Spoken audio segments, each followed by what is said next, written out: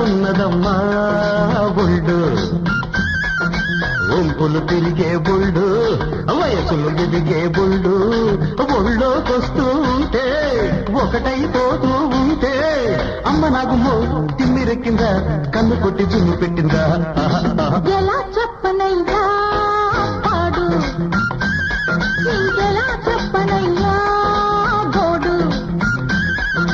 చీకటి తాకని చెండు చిలకలు కొట్టని